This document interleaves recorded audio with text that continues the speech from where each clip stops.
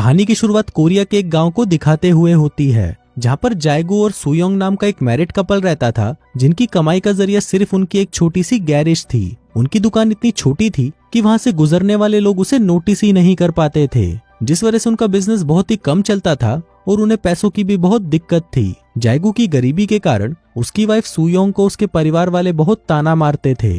वो लोग जाएगू को बिल्कुल भी पसंद नहीं करते थे, क्योंकि उसकी ये दुकान सुयोंग के पेरेंट्स की थी और जाएगू ने उनको आज तक कभी भी किराया नहीं दिया था। उनकी गरीबी इतनी ज्यादा बढ़ गई थी कि अब सुयोंग को अपना परिवार चलाने के लिए गुड़िया बनाकर बेचनी पड़ रही थी।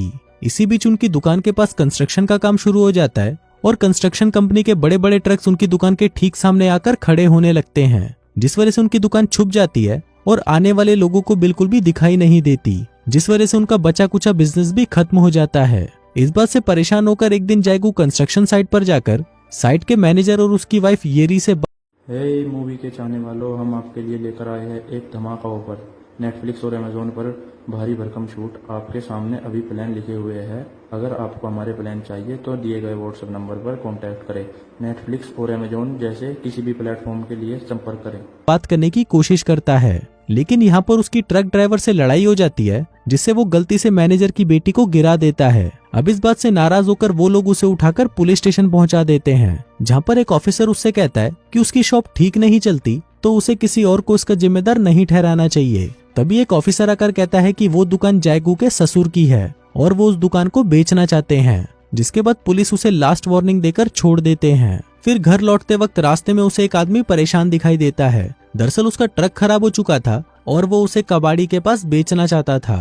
तभी जाएगू उसे बताता है कि अगर इस ट्रक के वॉल बदल दिए जाएं तो ये कुछ और साल आराम से चल सकता है। फिर घर पहुंचकर जाएगू अपनी वाइफ से पूछता है कि क्या सच में उसके डैड इस दुकान को बेचना चाहते हैं, जिस पर वो कहती है कि किराया ना मिलने की वजह से उसके डैड बहुत परेशान हो चुके हैं। अभी सुनकर जाएगू को गुस्सा आ जाता है और वो चुपचाप घर से बाहर निकल जाता है। वो पास की शॉप में कुछ सिगरेट्स और बियर खरीदने जाता है, लेकिन पैसे कम होने की वजह से वो सिर्फ कुछ सिगरेट्स ही खरीद पाता है। उस दुकान की मालिक एक ओल्ड लेडी थी, जिसकी पोती को जाएगू एक बार स्कूल छोड़ने गया था। उसका शुक्रिया करने के लिए वो अपनी पोती के हाथों जाएगू को फ्री में एक बियर का कैन भिजवा देती है। फिर जाएगू वहां पर बैठा बियर और सिगरेट पी रहा होता है, लेकिन तभी वहां पर मिस्टर मून नाम का एक स्क्रैप डीलर आकर जाएगू को मारने लगता है, क्योंकि जाएगू की वजह से उस ट्रक वाले ने उसको अपना ट्रक नहीं बेचा था।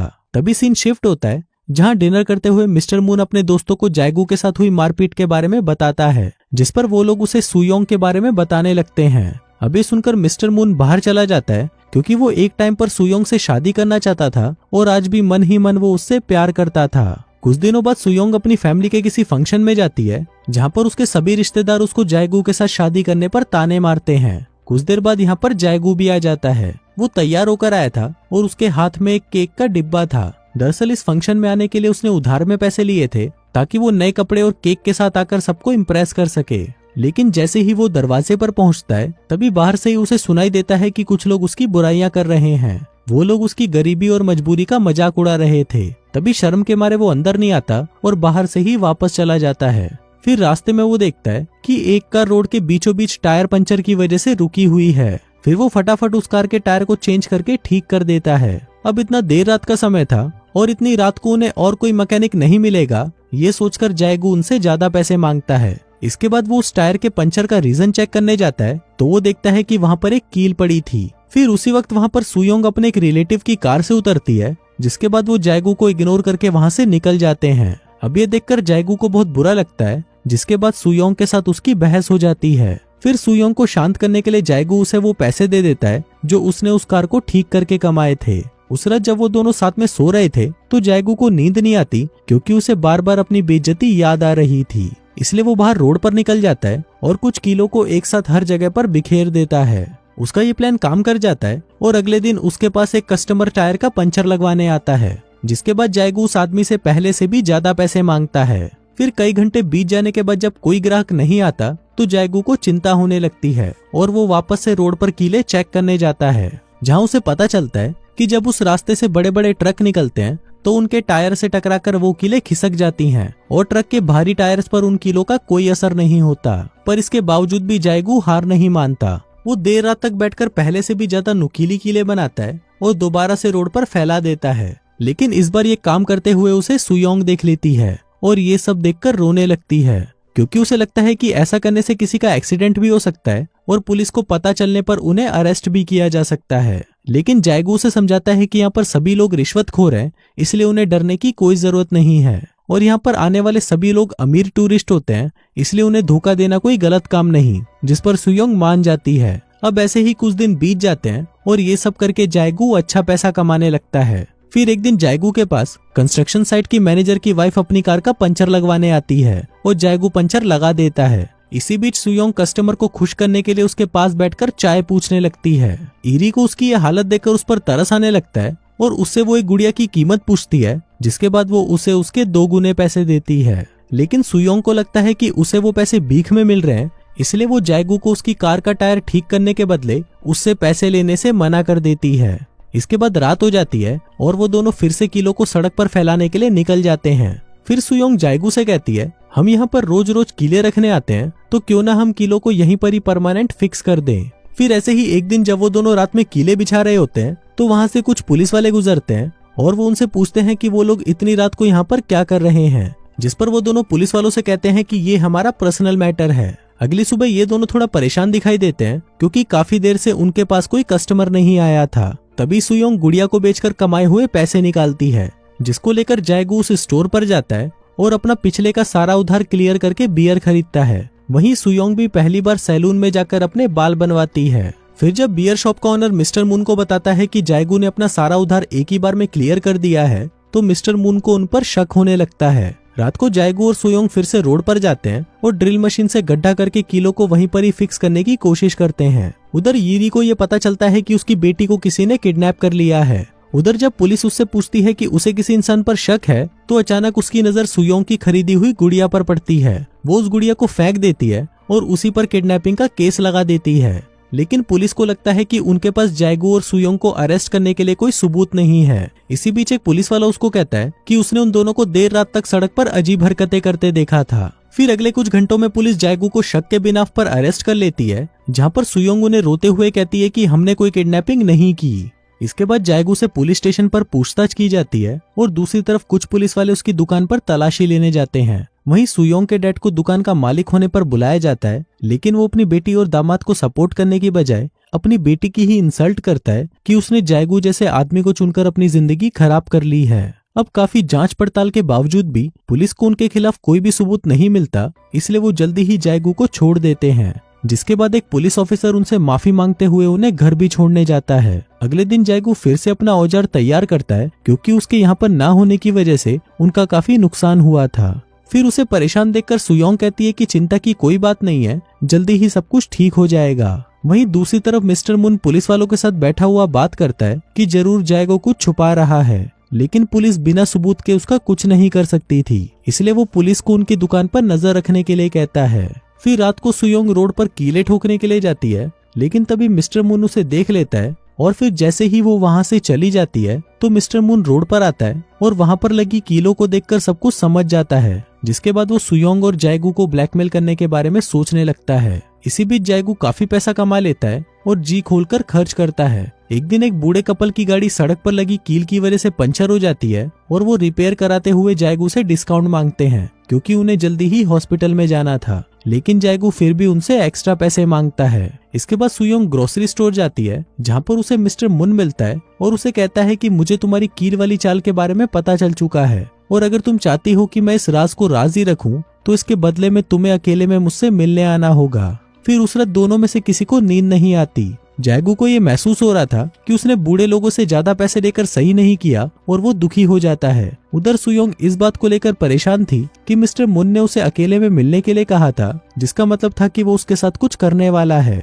अब ये सोचते सोचते सुयोंग अपने हस्बैंड से पूछती है कि अगर किसी को भी हमारे इस घोटाले के बारे में पता चला तो हम क्या करेंगे, जिस पर वो कहते हैं कि हम उस इंसान के पुलिस स्टेशन तक पहुंचने से पहले ही ये काम करना हमेशा के लिए छोड़ देंगे। फिर अगले दिन बहुत सोच विचार के बाद सुयोंग मिस्टर मुन से अकेले में मिलने जाती है और अपने घोटाले को राज रखने के लिए उसे मिस्टर मुन के साथ इंटीमेट होना पड़ता है। इसके बाद मिस्टर मुन पुलिस को कहता है कि उसे जायगू की दुकान पर नजर रखनी चाहिए। उधर मिस्टर मुन के साथ इंटीमेट होने के बाद सुयोंग अपने आप से ही नफरत करने लगती है। वो खुद को बुरा भला कहती है कि तभी रास्ते में उसे कुछ पुराने दोस्त मिलते हैं और उसे अपने साथ शॉपिंग पर चलने के लिए पूछते हैं। अब वो अपना माइंड डाइवर्ट करने के लिए उनके साथ चली जाती है जिसके बाद जब वो देर रात वापस अपने घर लौटती है तो जायगू उसको देखकर चौंक जाता है, क्योंकि वो एक न्यू हेयर कट करवाकर और ढेर सारे कपड़े लेकर आई थी। जायगू कहता है कि मैंने तुम्हारे लिए खाना बनाकर रखा है, लेकिन वो उसकी बात इग्नोर करके नहाने चली जाती है और मिस्टर मुन वाली बात को याद करके रोते रोते सो जाती है। कुछ दिन बाद जायगू को अपनी शॉप के पास एक कार का एक्सीडेंट हुआ दिखता है। उसे लगता है कि वहाँ पर पुलिस आने वाली है, इसलिए वो वहाँ पर गड़ी हुई कीलों को निकालने लगता है। लेकिन तभी अचानक कार में से एक आदमी निकलता है और जैसे ही वो जायगू को देखता है वो वहाँ से भागने लगता है। उसके जाते ही जायगू कार को चेक करता है तो उसे पता चलता है कि वो आदमी किडनैपर था जिसने ईरी की बेटी को किडनैप किया था। अगले कुछ ही घंटों में वहाँ पर बहुत सारे रिपोर्टर्स आ जाते हैं और उसकी दुकान के पास जमा हो जाते हैं। सभी को लगता है कि जायगू ने ईरी की बेटी को बचाया है और सब उसे हीरो समझकर उसका इंटरव्यू लेने लगते हैं। और तो और उस गांव के गवर्नर भी उसे बधाई देते हैं। फिर जब सुयोंग के डैड को ये खबर मिलती है तो वो गवर्नर से पहचान बढ़ाने के लिए अपने दामाद से प्यार का झूठा नाटक करने लगते हैं। गवर्नर जायगू को इनाम के तौर पर बहुत सारे पैसे देता है और उन पैसों से वो अपने ससुर की दुकान खरीदने की बात करता है, लेकिन जायगू का ससुर उस दुकान की कीमत बढ़ा देता है। इसके बावजूद भी जायगू वो दुकान खरीद लेता है और सुयोंग के पूरे परिवार के सामने अपने ससुर को शर्मिंदा करते हुए उनसे पेपर्स पर साइन करवाता है। फिर कुछ ही दिनों में वो दोनों एक कार भी खरीद लेते हैं, लेकिन तब भी वो अपने खर्चे रोकते नहीं। अब जब सभी लोगों को उन पर भरोसा हो गया था, इसके बाद भी वो लोग रोड पर कीले ठोकने के साथ साथ अपना बिजनेस जारी रखते हैं। जिसके बाद वो अपनी दुकान पर इलेक्ट्रिक साइन लगवाते हैं, फैंसी कपड़े खरीदते हैं और महंगे महंगे रेस्टोरेंट में जाकर डिनर भी करते हैं, जहां बैठकर वो लोग अपने शहर छोड़कर दूसरे शहर जाने की बात करते हैं। वहीं जायगू का कार रिपेयर बिजनेस अब और भी अच्छा चलने लगा था और मिस्टर मून के पास कस्टमर कम होने लगे थे, जिस वजह से वो अभी भी सुयोंग को ब्लैकमेल करने के लिए अपने पास बुलाता है, लेकिन सुयोंग उसके सभी कॉल्स को इग्नोर कर देती है। जिसके बाद से ही एक अनजान कार जायगू का पीछा करना शुरू कर देती है। फिर एक दिन जायगू एक दुकान के बाहर बैठा बियर पी रहा होता है कि तभी अचानक उसे एक पुलिस वाले की आवाज सुनाई देती है, जिसका पीछा करते हुए वो एक हॉस्पिटल पहुंचता है, जहां उसे पता चलता है कि उसकी लगाई हुई कीलों की वजह से एक और ड्राइवर का एक्सीडेंट हुआ था। फिर जायगू हॉस्पिटल से बाहर आकर अपने किए पर शर्मिंदा होता है। तभी मिस्टर मुन उसे ढूंढता हुआ वहां पर आता है और उसे बताता है कि इससे पहले कि मैं सभी को बता दूं कि ये सब तुम्हारी वजह से हुआ है, तुम्हें यहाँ से चले जाना चाहिए। अब परेशान जायगू अपनी कार में रोता हुआ सोचता है कि ये सब मिस्टर मुन को पता कैसे चला। तभी उसे समझ आता है कि मुन उसके बारे में हमेशा से जानता था। वो परेशान होकर जल्दी से घर आता है और घर पहुंचते ही वो सबसे पहले अलमारी में रखे हुए पैसे निकालकर जलाने लगता है, जो सुयंग ने बचा कर रखे थे। वहीं सुयंग रोते हुए उसे रोकने की कोशिश करती है और तभी वो जायगू को बताती है कि मिस्टर मुन को मुंह बंद रखने के लिए उसे अपने आप को उसके हवाले करना पड़ा था। सुयोंग जायगू से कहती है कि ये पैसे हम दोनों ने मिलकर बहुत मेहनत से कमाए हैं, इसलिए मैं ये तुम्हें ऐसे जलाने नहीं दूंगी। अब सारी बातें जानकर जायगू को बहुत दुख होता है कि उसकी वाइफ ने चंद पैसों के लालच में उसे धोखा दिया था, इसलिए वो उन सभी पैसों को सुयंग के पास छोड़कर रोता हुआ घर से बाहर निकल जाता है और रोड पर जाकर अपने हाथों से उन कीलों को निकालने की कोशिश करता है, लेकिन वो इतनी बुरी तरह से अंदर घुसी हुई थी कि उन्हें आसानी से निकालना बहुत मुश्किल था। फिर अगली सुबह जब सुयोंग नए कपड़े पहनकर मेकअप कर रही होती है तो वहीं जायगू एक ट्रक किराए पर लेता है और उसे उस रोड पर चलाता है ताकि उस ट्रक के वजन के साथ सारी कीलें हमेशा के लिए नीचे धंस जाएं। और इसी के साथ ही ये कहानी यहीं खत्म हो जाती है।